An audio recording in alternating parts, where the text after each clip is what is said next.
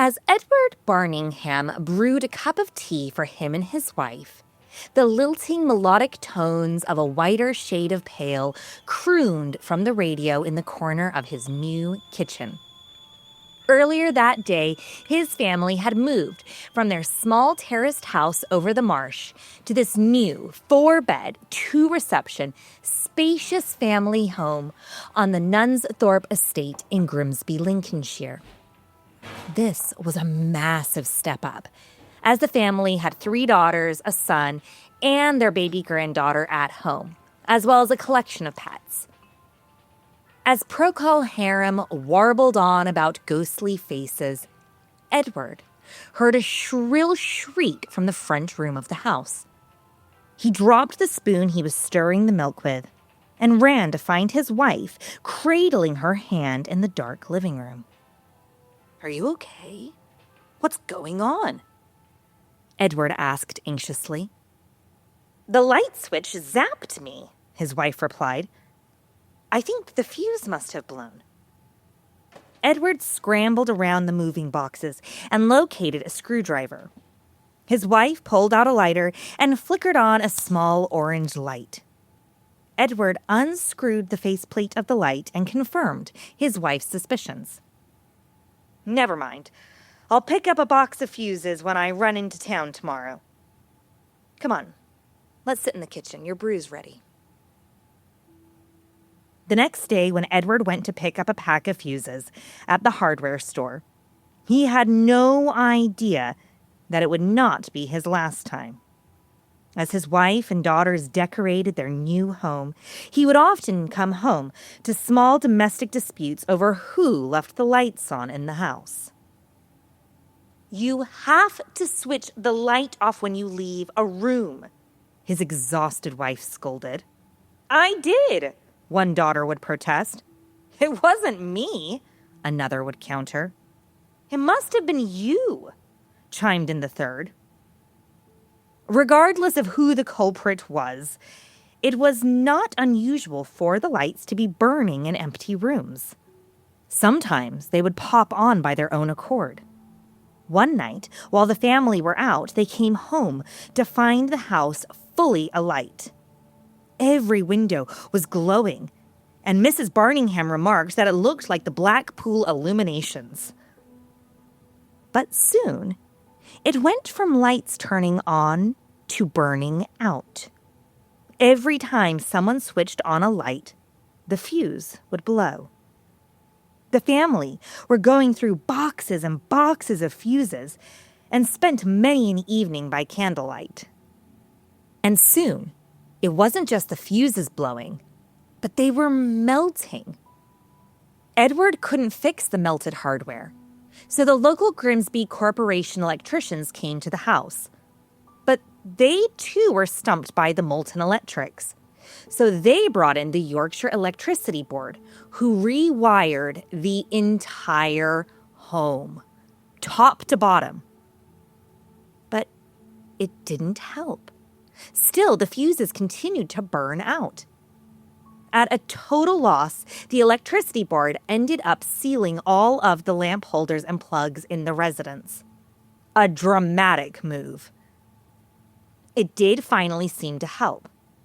There were no more blown lights, but they did still turn on and off by themselves. And soon, footsteps joined the light show. Next, the family were treated to doors opening and closing all by themselves.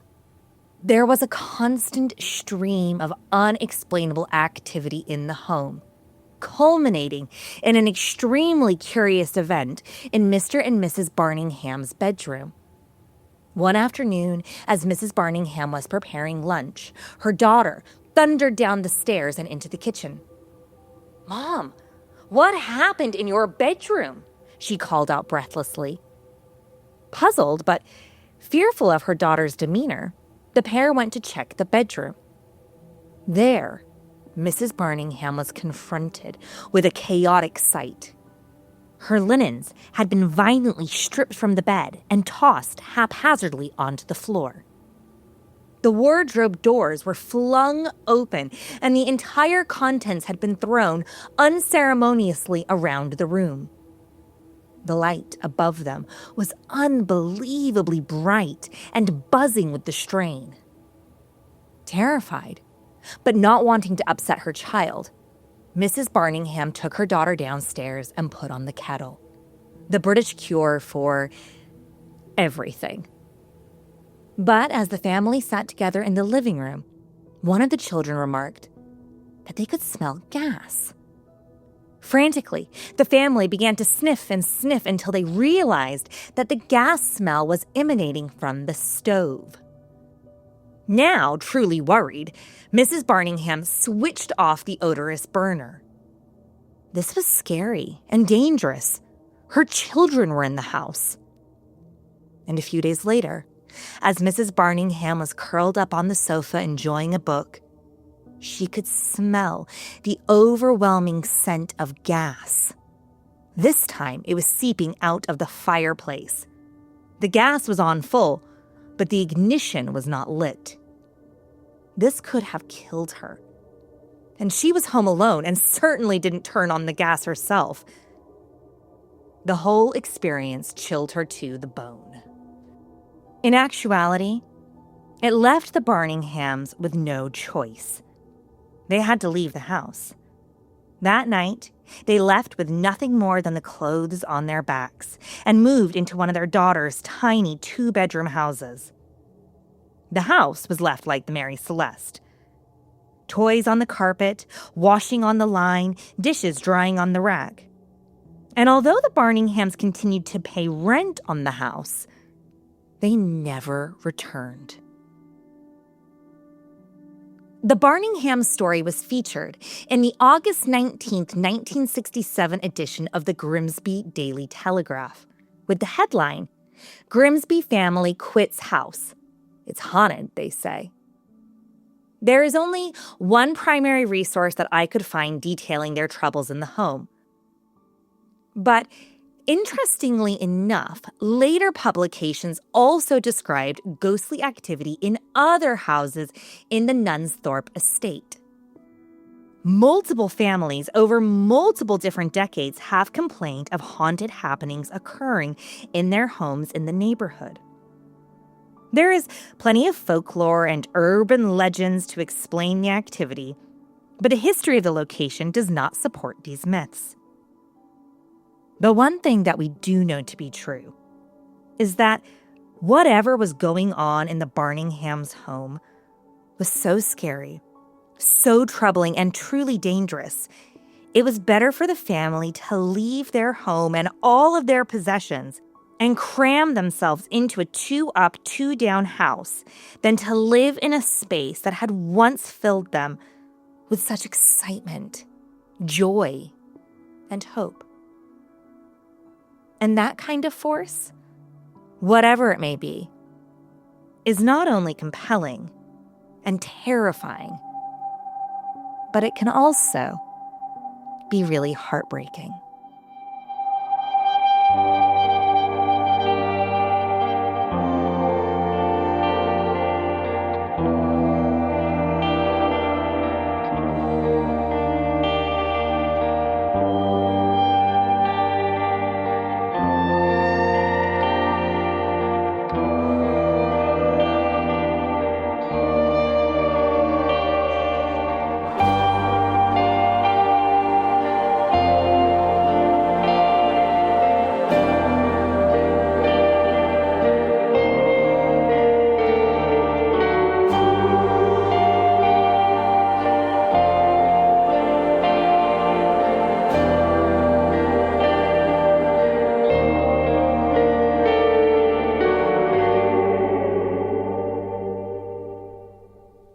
Hey friends, it's Becca. For the past 5 years, the West London Witch team has been dedicated to bringing you the best supernatural stories at the highest studio quality. And by team, I mean me and my buddy Danny. We do this work totally for free because we love it. We're proud of our content and appreciate the wonderful interactions we get to have with storytellers and listeners just like yourself. If you're enjoying The West London Witch, maybe consider joining our Patreon. It's a way to further engage with us and show your support for two creatives. If you're in a position to spare enough each month for us to grab a cup of coffee in between edits or add to the piggy bank for a new microphone, we would love to see you in our Patreon community. But I know times are tough, so if you're not in a position to join Patreon right now, that's okay. We aren't going anywhere. Head on over to patreon.com/The West London Witch. For as little as £1, $1, €1 a month, you can gain full access to our coven, a space where we share behind-the-scenes stories, dive deeper into each episode, answer your questions, and have special little treats to thank you for sharing your love and kindness with your favorite little witch.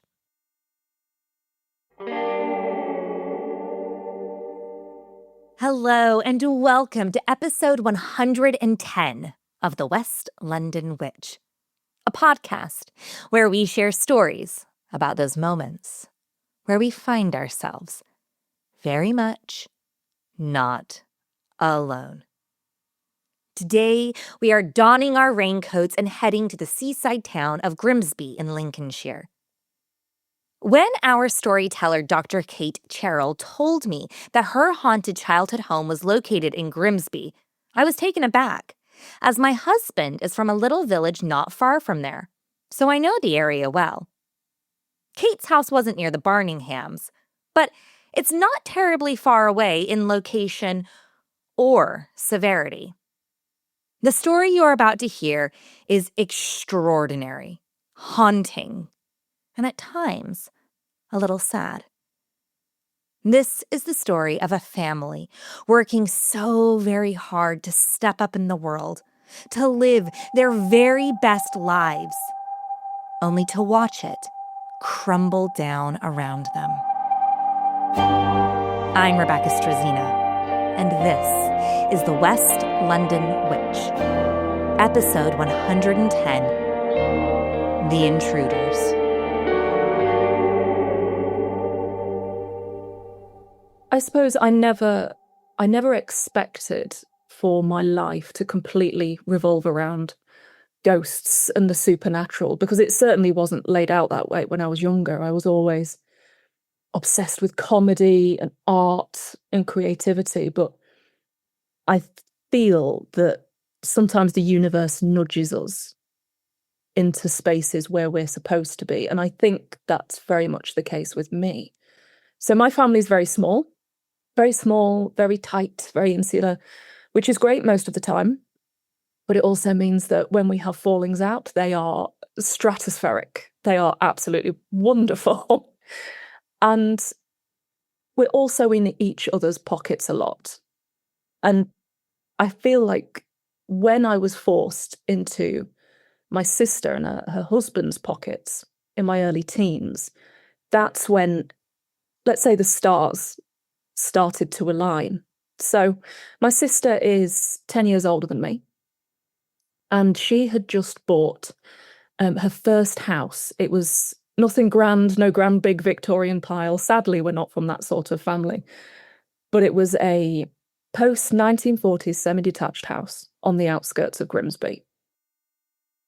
Grimsby is a coastal town in northeast Lincolnshire. Once, it was one of the world's biggest and busiest fishing ports, but a chain of misfortunes politically, economically, and environmentally made this once thriving town a ghost of its former self. In its heyday, Grimsby was alive with bustling industry, prosperity, and opportunity. The townsfolk worked hard, and there were rich rewards to be made in this high-energy fishing town. But today, it's a modest place, full of beautiful homes remaining from the illustrious good old days. And although it's a bit rough around the edges, you can still very much see and feel the past running through the town. Kate's sister couldn't afford one of the old grand Victorians that adorn the tree-lined avenues. But with every cent they could pull together, her sister and brother-in-law bought a very sensible and serviceable semi-detached red brick house. However, When Kate and her sister first went to view the home with the realtor, it wasn't necessarily the dream viewing experience. Didn't look grand. There were no turrets. There was nothing sinister about it. There was a school nearby and a big roundabout and a petrol station. Not the sort of thing you find in grand Victorian ghost stories. So they bought this house. It was cheap. It needed a lot of work doing on it, but that was mainly because it had been rented out a lot for years and years before. And we'd soon find out why. So they bought the house from the landlord. The landlord had originally intended to live in it himself, and we later found out that he'd managed, I think it was 6 weeks before he and his family left in the middle of the night, real midnight flit, and then had it let out shortly thereafter. And the tenants moved along pretty quickly. We heard that no tenant stayed more than 6 months, and this was for about 8 or 9 years, so there was a really quick turnover. Until it came to the point where the final tenants were ready to go and it went on the market. When we saw the house, things were a bit odd. The tenants were sat in the living room, curled up at one end of the sofa and refusing to move. Not in a kind of move so we can have a look round way, but move in a way that it was almost like they were a dog backed into a corner. It was so strange, but when you're seeing people in their houses, you can kind of brush these things off as the old adage of, well, people are strange. It was really weird and uncomfortable. But Kate's sister was buying the house. Who cares what the former tenants were up to?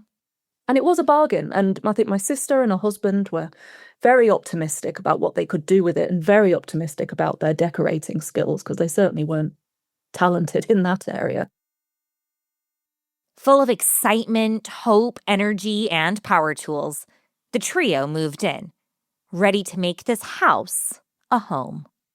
But when we went in, and my sister had the keys, and I was staying with them for a few years, something about the house wasn't right. There wasn't anything written on the walls, no warnings, no sinister screaming or anything. There was just that feeling that we weren't supposed to be there, that we were kind of trespassing. That's what it felt like. We were in someone else's house.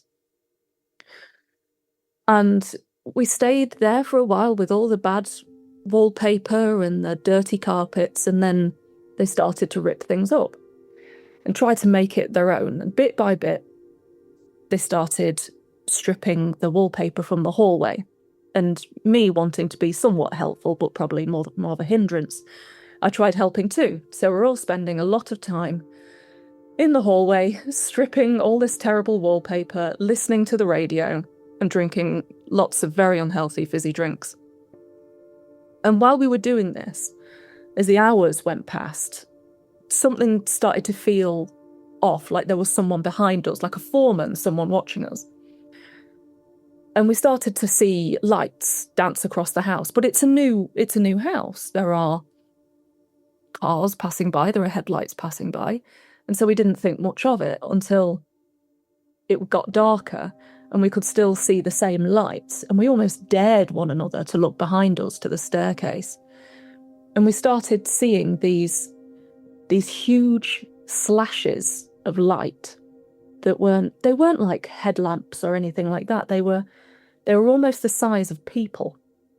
They were enormous, big, sort of blobs of light, about 5-6 foot, that were moving up and down the stairs as if they were stepping. The family watched on in shock as these human-sized patches of light descended down the stairs, disappeared, only to reappear, and then journey back up the flight. Frozen and completely confounded, the trio watched the lights parade up and down the staircase. And then suddenly they stopped, and that was it. And we thought, oh, let's not admit what happened to one another, because then it would prove that we're going crazy or that we can't handle our lives in a simple house. And that ended up being a bit of a theme throughout our years there, is that you don't acknowledge it in case it encourages it. So what started with the lights became a regular occurrence. Whenever we were in the hallway, whenever we changed anything about that house, from the wallpaper to the carpets to even shelving, something would happen, something wrong would happen in that house. And the lights just became regular. They weren't just faint light shapes on the stairs, they were every day. All of the bedrooms in this house were upstairs, and Kate's room was at the very top of the landing. In that room, I never settled. The lights always seemed to come up to that doorway, as if they were focusing going into that room. And so when the lights weren't there, I'd try and run upstairs and run to bed, brush my teeth at the speed of light. It's a wonder I've got any teeth left. And jump into bed. And the old terrible cliche of pulling the duvet up over my head was pretty regular, but I was also too scared to shut the door. So every night I'd do this same cycle of running upstairs, brushing my teeth, jumping into bed. But as soon as I'd laid in bed and my sister and her husband were in bed next door, I'd start hearing these footsteps. And the footsteps started from about the first week in the house and continued for the 3 or 4 years that we were there. These footsteps were heavy and distinct, like a large man in heavy work boots walking up the stairs and heading straight to Kate's room. Over and over and over again, the pattern persisted. The fear and the noise kept Kate awake, and as soon as she began to drift off, the sequence of steps would begin all over again. And for a while, for the first few nights, I'd scream, I'd get my sister out of bed, and she was always dismissing me, saying, "Look, it's a new house. You're watching a lot of rubbish on TV. It's nothing. Go back to bed, keep the light on." So I tried to, after a week or two of sleepless nights on her part and mine. I tried to keep going to sleep. I kept putting the light on, but the footsteps would still continue and the house would stink of burning every night. It was like something had started a trash can fire in my bedroom. But what really frightened me, what really affected me long term, the thing that still haunts me today out of everything that happened there, was that my sister had a little dog at the time, a little Westie called Lucy. But she would position herself at the top of the landing and she would watch as something went up and down the stairs, across the landing and over to my door. And she would sit there for hours. That was the point when I had to admit to myself that there's something wrong with the house. And it wasn't long before Kate was proven right. Soon the house was replete with weird and worrying activity. Doors were opening and closing by themselves. The TV would turn on and off. The curtains would open and close on their own accord. And kitchen cabinets would be flung open by an invisible force. The family did try to rationalize the activity, but there was one event that had simply no explanation. In the kitchen, we had a few instances where we'd walk in and the cutlery drawer would be completely wide open, would have been pulled open to its fullest, and all the knives, not steak knives or anything, our normal knives, would be scattered all over the floor or all into the hallway, coming up to the stairs. We'd just have cutlery thrown everywhere. And you'd be out at work, out at school, you'd be the first person back, you'd open the door, and there'd just be this carpet of cutlery waiting for you. And then you're too scared to pick it up, because what if something happens? What if something moves? The activity was definitely escalating. And over time, the footsteps also began to grow in confidence and frequency. They became louder, more defined, and had a clear path from room to room. And the more the family worked on renovating the house, the more noticeable the activity became. My sister and I started spending a lot of time together because we started to feel like something wasn't right, something was building. And so one day, when my sister and I were going upstairs together, because if you wanted to go to the toilet upstairs, you had to have someone stand outside the door because it was too frightening, because what if the footsteps started while you were up there? So we went together. We'd wait until one of us was home from work or school, and then we could go upstairs. And one day we were going upstairs and we looked across from the bathroom into my bedroom, and we saw this shape. The only way I can describe it is that it was part of a person. It was like and I say he because that's what we believe it was, but it was like the shoulder and leg of a person, like you'd taken a slice from a man in a suit, and it was moving into my bedroom as if we'd just missed someone walking through the house. And it was as real as you or I. It was this dense mass. The best way I can describe it is if it was a person made out of black static. So it was sparking at the edges, like fibres almost. Terrified but determined, the girls peeked into the bedroom. But of course, it was empty. When we started seeing bits of this person, we believed that's when it was growing confident. And then every day we started seeing these movements, these bits of an arm, a bit of a leg, something moving around the upstairs of the house.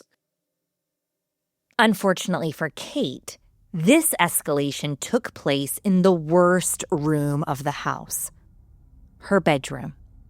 I'd run upstairs to bed again. I'd jumped into bed, I pulled the covers over, and Lucy was still sat at the top of the stairs, watching the footsteps.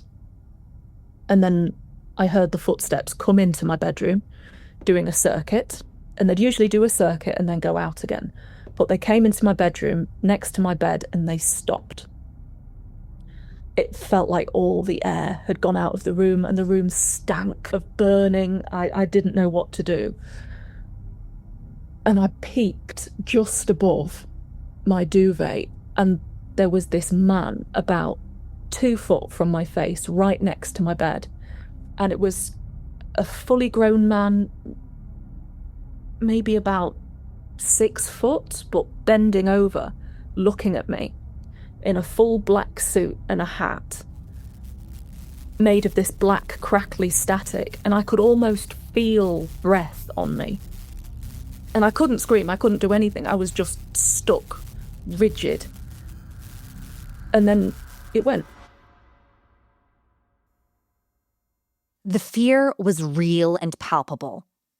But still, Kate's sister and brother-in-law were not totally open and honest about what they were seeing in the house.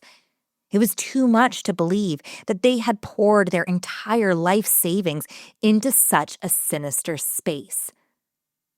But just because they didn't want to believe it didn't mean that they were not experiencing it. At one point, I was at school and my sister had to go upstairs to the bathroom on her own, which was frightening enough because the lights were always there by this point. And she went upstairs into the bathroom. And as she went inside, she looked, and the bathroom and the shower cubicle was right against the far wall. And she looked inside, and in the corner of the shower cubicle was the figure of the man. But he wasn't stood, he was hanging in the corner, but he sort of faded at the bottom. He had no legs. It was just this partial figure hanging in the bathroom. And I don't think she went upstairs again for a few days after that, if I remember correctly. It was days before Kate's sister had the courage to go back upstairs. But once she did, her experience with the man only became more defined and terrifying. One night when they were both sat in bed, my sister told me very vividly. I heard it. It was so strange hearing this, but not seeing it. But my sister and her husband were woken in the early hours of the morning when the room went so cold that they could see their own breath. This was in the middle of summer, and it just plummeted into sub-zero temperatures. They were suddenly woken up by being so cold. And they looked across the bed, and standing at the very foot of the bed was this man. And he wasn't moving, he wasn't doing anything, he was just staring at them. And my sister says that she felt like he was saying, "What are you doing in my house?" It was as though they were the intruders. They were trespassing. They were haunting him. Again, it was this constant idea of we shouldn't be here. That was all we ever felt, is that this isn't our house. And the man was there for a few minutes. It wasn't a fleeting glimpse. He was there for a few minutes. And my sister went to touch her husband's hand and looked across, and he was bolt upright as well, staring at him. And then all of a sudden, the books that they had on their bedside table were thrown across the room, and the man disappeared. That was it. After months of fighting, turmoil, and disbelief, finally the entire family agreed that this house was haunted. There was no more moments of rationalizing, no more dismissals, and no more brushing off the lights, the footsteps, or the shadows as over-imagination. They were truly not alone in this house. And I think this is where hindsight is a wonderful and a cursed thing at the same time, because it sounds so extreme and so ridiculous that you'd think, well, of course we document this, we get the TV people in, we get all of these different things, and we weren't part of that world. We weren't one of those families. We literally just wanted to have a quiet life in a normal house, go to school, go to work, come home, and it was just not possible anymore, because it was evidently clear that the upstairs of the house was his now, and we had no place being in it. You couldn't sleep there overnight. The footsteps were so loud. It was like he was thundering round the house. At this point, Kate was spending as much time as possible at her grandparents' house. While she was away one night, her sister invited some of her husband's family over. Paranormal TV was big in the UK at the time, and the family members fancied themselves as a bit of amateur ghost hunters. And this was the prime opportunity to try out a night in a supposedly haunted house. But they had no idea what they were really in for. So they came upstairs and they sat on the landing for the night. It was two relatives. I won't name them. It was two relatives, a man and a woman, and they came and sat on the landing, and they waited there till it got dark. They'd had their takeaway, and they waited, and they thought, well, this is quite a dull way to spend an evening. But then the footsteps started. So they heard the footsteps as well, and they were sat on the landing and they felt the vibrations. And finding himself to be quite the emboldened would-be ghost hunter, the chap who was calling out to whoever it was and was saying, "What are you doing? What do you want in this house? Get out of this house," thinking that it was some great ruse, when he was suddenly pushed so hard backwards that he was pushed through into my sister's bedroom. And they didn't stay any longer. Suddenly all the confidence went, and they ran out of that house so quickly, and they never came back, never even came on the street. Even now, all that side of the family struggle driving through that part of town, let alone go anywhere near it. It was all fun and games until it was real, until it wasn't some great joke that, oh, Kate's side of the family have got a haunted house. This was a deeply embarrassing event for the family, and it surely made her sister feel even more alone and isolated. No one wanted to come near that house, not even Kate.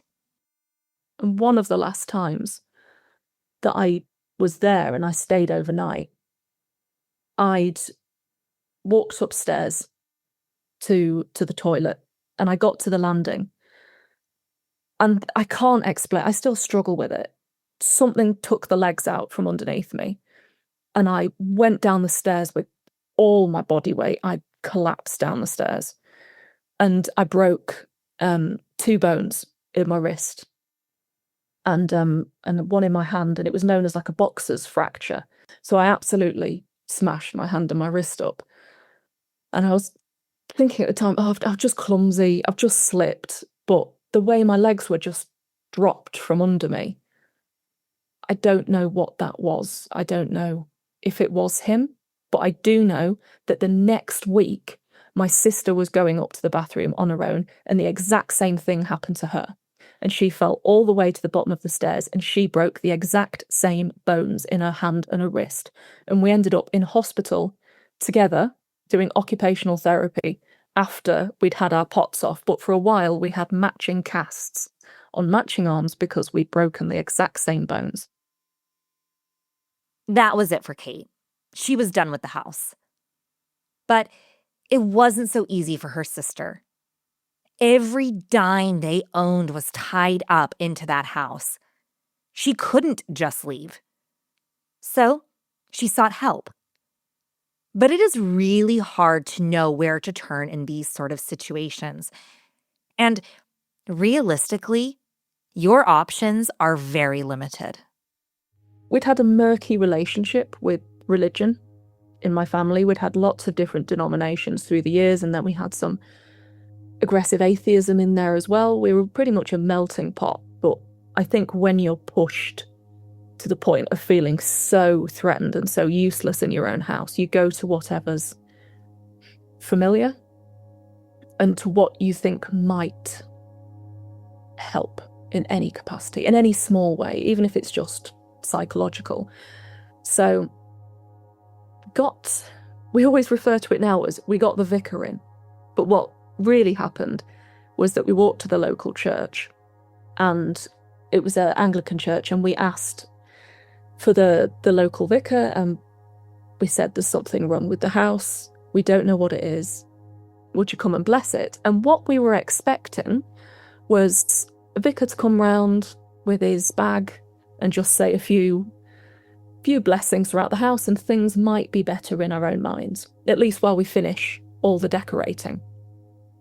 But what happened in reality was that they came with a full deliverance team, and this car parked at the end of the road, and coming down it were 5 separate people. So it was the vicar and this team of people that all had bags, they had all manner of stuff with them, and they came into the house. And I'd gone out by this point. This was far too much. So a lot of this is from what my sister said. But my sister sat in the corner of the sofa in the living room, huddled up like she was a cornered dog again, while they went round the house. And the vicar seemed physically repulsed when he was going round it. They were saying prayers. My sister didn't follow them all the way, she could just hear them, but they were saying prayers in certain rooms. They went up and down, all upstairs, covered everything, and the vicar said to them, "You did right to call us. There's someone in this house, but we think we've moved them on." And this was a vicar from the local Anglican church. This wasn't someone we'd found in the Yellow Pages who said, "Oh, by the way, I can get rid of your ghosts, give me a £5." It wasn't, it was the local church. Blessedly, whatever the vicar and his crew had done seemed to have worked. The house felt lighter, warmer, welcoming even. It was like the house it should have been, and all conversations about moving and trying to get the house on the market ended. But then after a week, it was worse than ever before. It was like the whole thing had been some great insult, and something was trying to build its strength again. Because after a week, there were thundering noises throughout the house. There was banging on the walls, running up and down, but it was like 7 people were running up and down the staircase. And it was terrible. It was so terrible, Kate's sister and brother-in-law moved completely downstairs. They pulled their mattress into the living room, brought down a few armfuls of clothes, and began camping in their own house. They had told the neighbors that they had plumbing issues and even used their bathroom so they didn't have to go upstairs at all. And goodness only knows what the neighbors thought was really going on, because the crashing and the banging was so severe that you could hear it from outside the house. It was horrific. It was like the roof was coming in. It sounded like someone was throwing furniture around the house, and you could hear it from outside. So when I was stood outside, I could hear as if someone was throwing a full-size wardrobe from upstairs.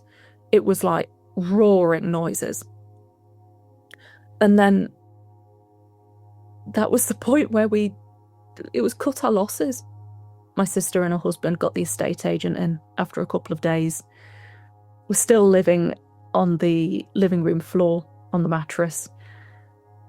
And after a week, I think it was a week that it was listed, they got an offer in, accepted it immediately, shoved what they could in a van and left, leaving loads behind. Kate's sister lost so much money on that house. But more than that, they lost their dreams of what their lives would look like there. The people they would grow to become over time. The family they would have there. But really, it was never their home to lose. That house belonged to someone else. And although they were not living, they were very much alive. From what I've heard, the people that bought it were rather spiritual in nature. This was a long time ago now, so spiritual now means something completely different to when it was then. But we also know that for at least 10 years afterwards, they didn't change the wallpaper or the carpets in that house. They kept everything the same that me, my sister, and her husband had put in that house. And I don't know if that had anything to do with it, but as far as I know, they're still there now. So maybe they've managed to make peace with something that we couldn't. But I do know that afterwards, when we moved to the next house in a different town, the first night there were quite a lot of noises. Someone was banging on a bin in the kitchen. Lights were coming on and off a bit. But then that was it. It eased off. And for a time, my sister and I became weirdly religious. We thought, well, if there is something this frightening out there, if there's any kind of protection, spiritual protection that we can get, we want it, and we want it in droves. But we wanted it because we were frightened. And we were so terrified of, if we talk about it, if we mention it, if we confirm it, then we encourage it. And we didn't speak about it for about, let's say, 10 years afterwards, because we were so scared that if we even just mentioned the name, the road name of that house, that it would start again, that it would follow us to our new houses. And weirdly enough, maybe 2 years ago, I started talking about it again. And I tried to get everything down, write everything down in case I ever forget what happened. And for about a week afterwards, I had the most horrific, vivid nightmares that woke me up in the middle of the night, where I thought there was someone in the room, there was someone walking around the room. But again, that seemed to ease. But those sort of things, you think you leave them in a house, but you don't. They will follow you. Even in your mind, they will follow you for the rest of your life. Kate is a researcher, so I had to ask her, what do you think was going on in that house? After a while, after a couple of years, we did ask the neighbours and try to frame it as a curious, hey, do you know who owned this house before? And then it clearly led to, in theory, if something weird was going to happen in this house, who do you think it would be? And we know that there was a guy that lived there with his mum for many years, and he died when he was 45, and he died suddenly in the bath.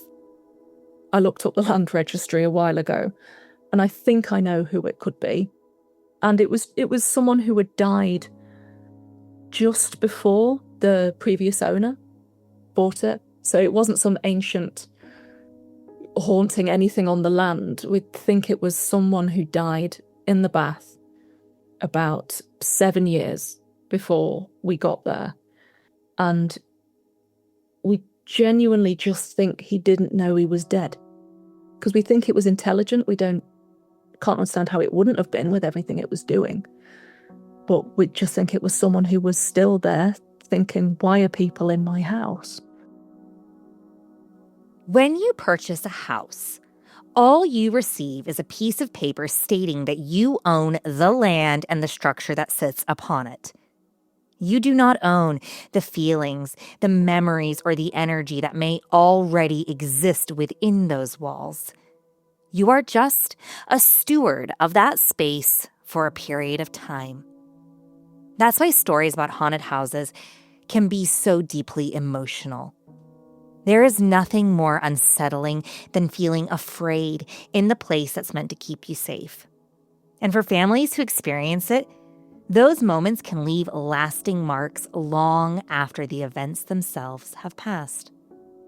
I am always incredibly grateful to storytellers who choose to share these deeply personal and vulnerable parts of their lives with us. So some ghost stories are fun, and some are rather more enduring. And that's certainly one of them. That's certainly mine. A huge thank you to Dr. Kate Cherrell for sharing this story with us. Dr. Cherrell is a writer and a researcher, and you can find more of her work at burialsandbeyond.com.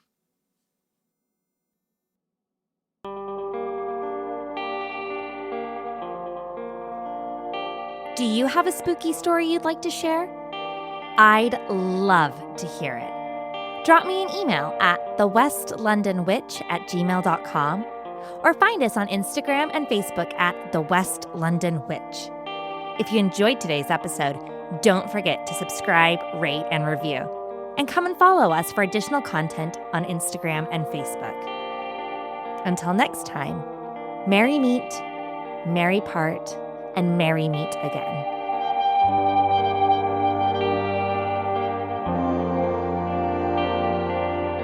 The West London Witch is created by me, Rebecca Strazino. Our sound designer and production magician is the incredible Danny Cross. Our theme music was bespokely written and performed by the wickedly talented Kyle Hall. Our cover art is the beautiful collaboration between Lizzie Wilson and Jake Bowser.